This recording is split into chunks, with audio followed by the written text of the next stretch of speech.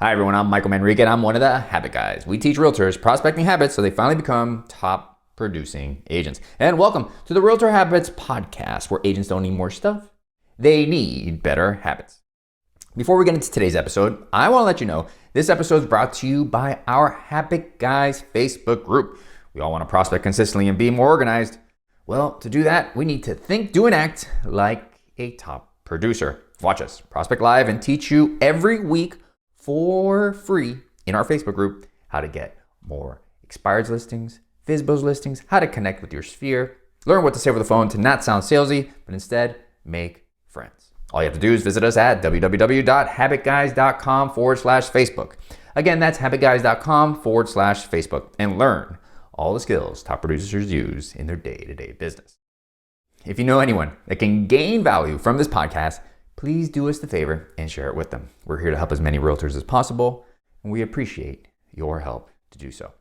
All right, let's get into today's episode. Today's episode is called, Should You Track Calls or Contacts When Prospecting? Often when we get a new student to coach, there's some confusion as to what we are tracking to see how they are performing, right? And our experienced students have had experience tracking contacts. And we teach another method, right? That's focused around the goal of getting agents to prospect consistently. And the way we do this is by, as you guessed it, tracking calls. That's right, every outbound call. Before I explain why we track calls, let's take a few steps back and understand who this strategy actually helps.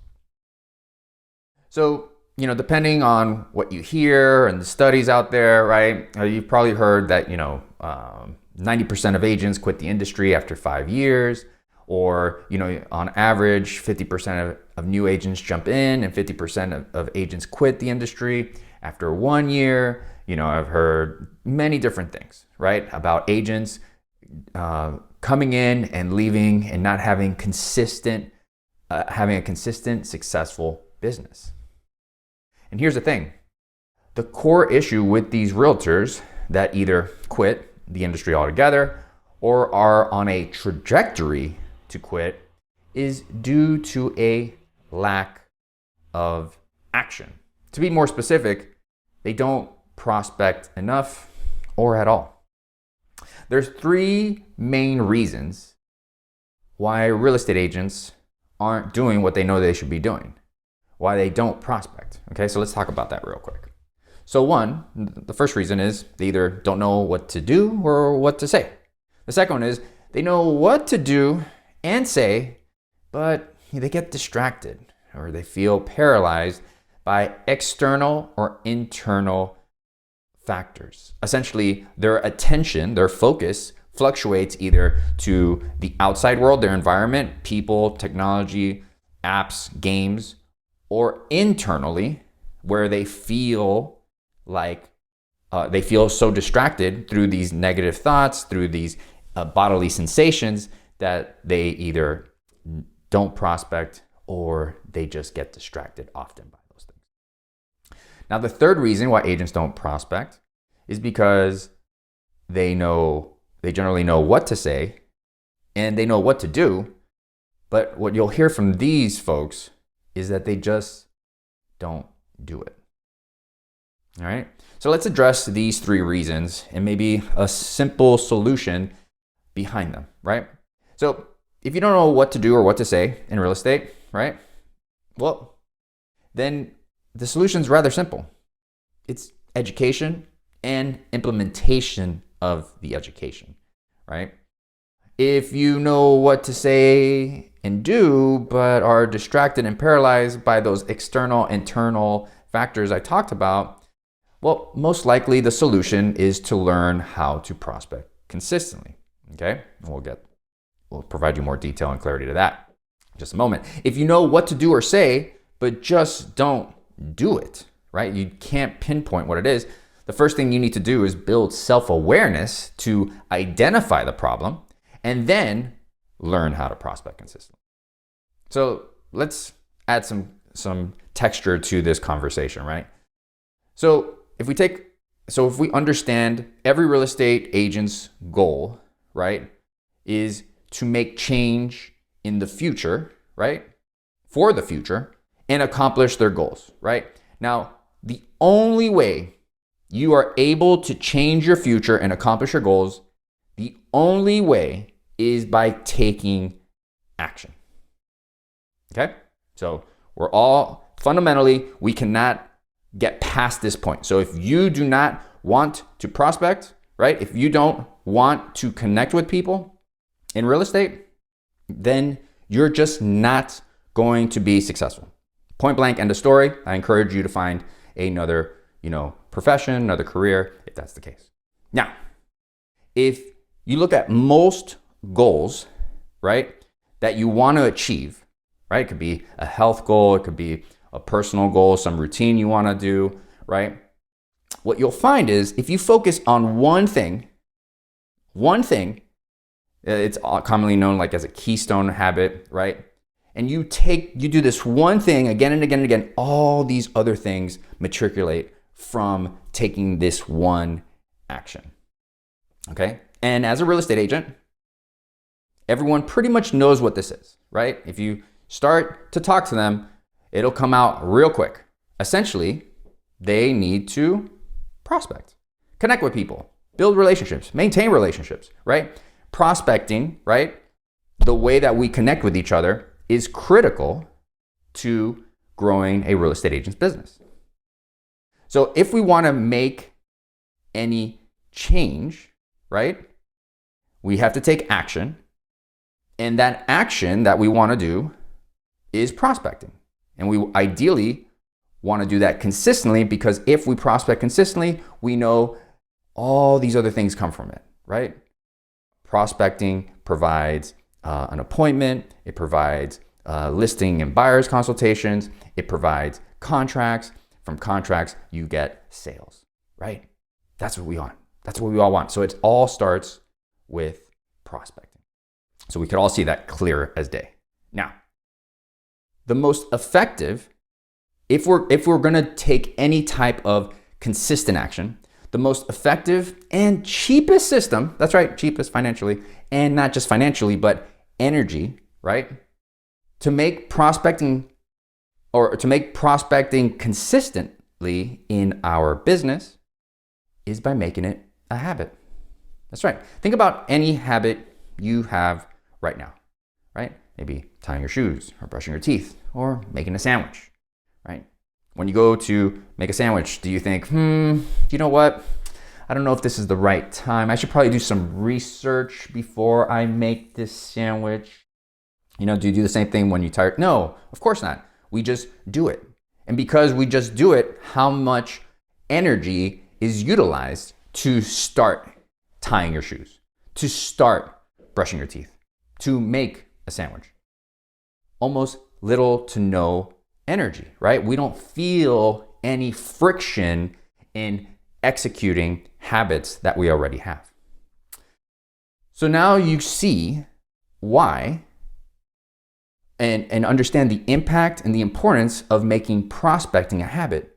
Because if you have no friction, right, to making calls, to connecting with people, to maintaining relationships, your business is going to compound year after year after year.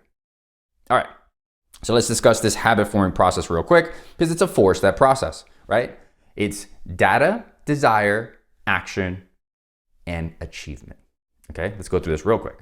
So when you go to prospect, you're going to see things, right? Data is seeing, hearing, touching, tasting, and smelling, right? Essentially, our senses are taking in information.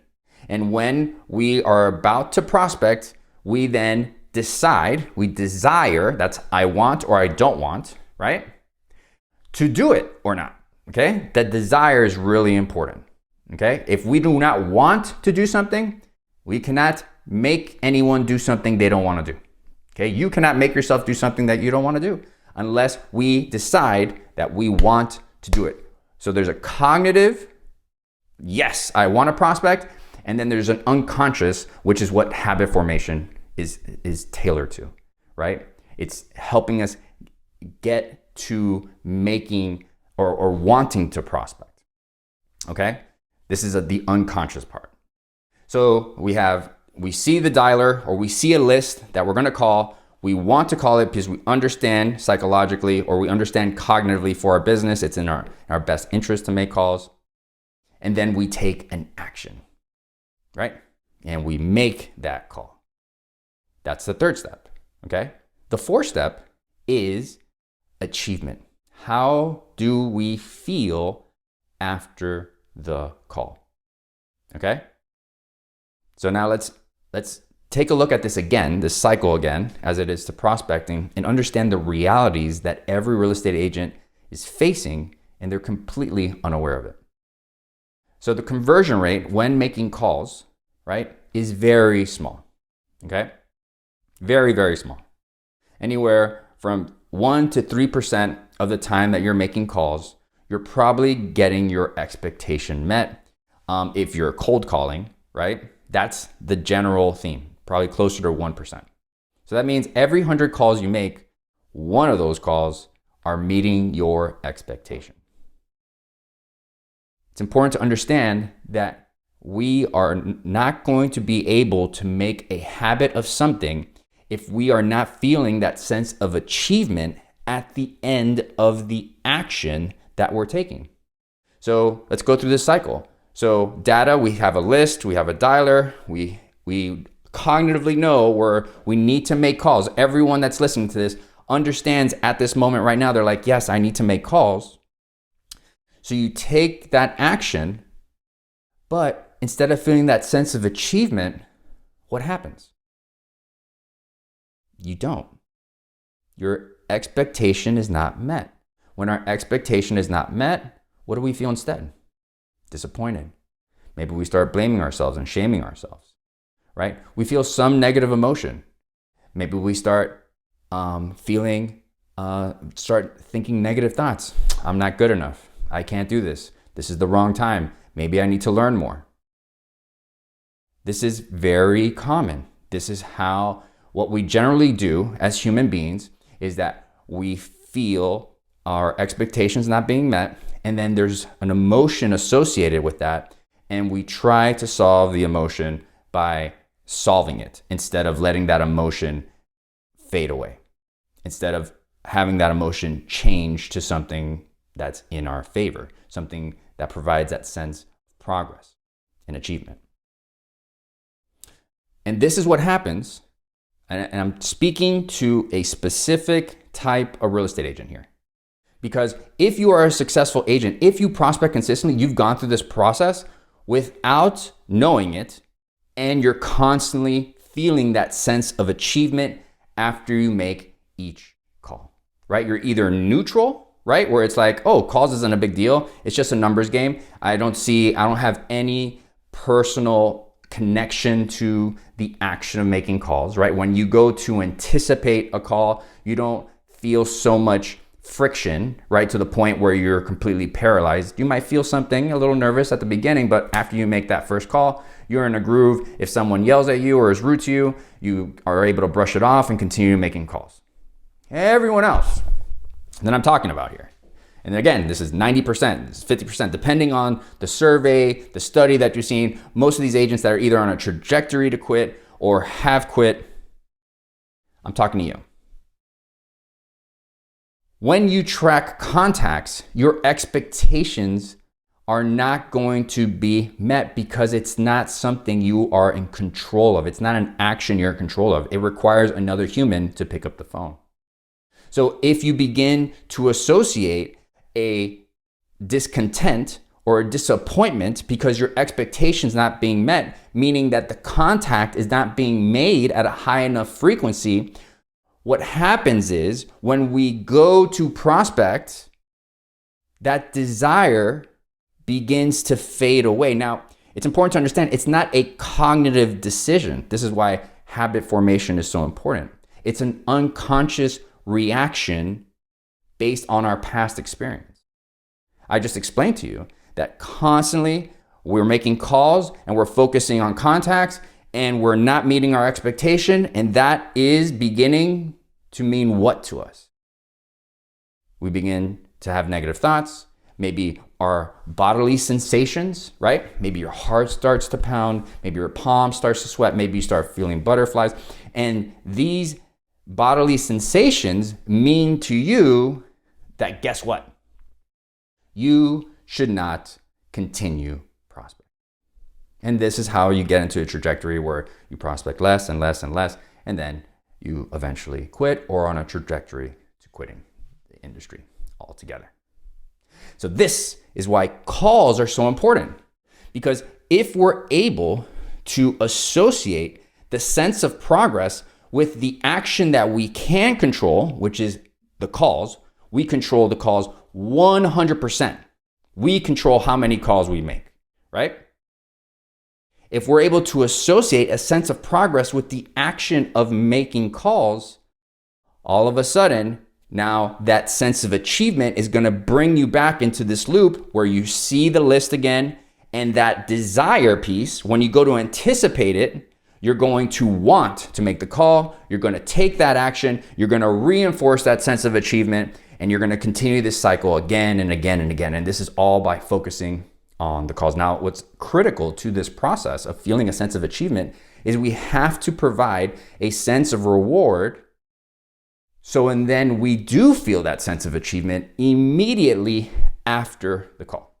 So this is where I teach the side-to-side method in my book, The Habit House, where we get 2 containers and we just move over, marbles, beans. I have students that are very creative. And for each call, you're just moving it. And while cognitively, you might not be thinking, well, there's much going on by moving a bunch of beans from one container to an empty container, right, for each call. But in fact, unconsciously, we are making a connection. We are providing a sense of completion because all our senses are being used, right, to pick up that bean, right, to see it, to drop it, to hear it. And unconsciously, we are beginning to associate when the phone is ringing, right, when we hear the phone ringing, we are moving this bean over. And that means we are achieving something. And over time, as you do this, and you'll hear this from all our students, there's going to be this association, this bond, where you're going to want to make more calls because you're beginning to feel that progress for the sake of making calls. So if you're one of these 3 people that we talked about, right, and you need help to building the habit of prospecting so you can prospect consistently, so you can grow your business, so you can change your trajectory to your business, go ahead. Right now, we have a free consultation available for absolutely free. It's about 40 minutes. You'll learn exactly what's holding you back, and you'll learn exactly what you need to do to fix it. So if you're interested, go to habitguys.com/call and schedule a call today. Again, that's habitguys.com/call, CALL, and schedule a call today. All right, in closing, here is the missing piece to your business. It's accepting that when you know better, you do not necessarily do better. You do better when you change your habits. Let us help.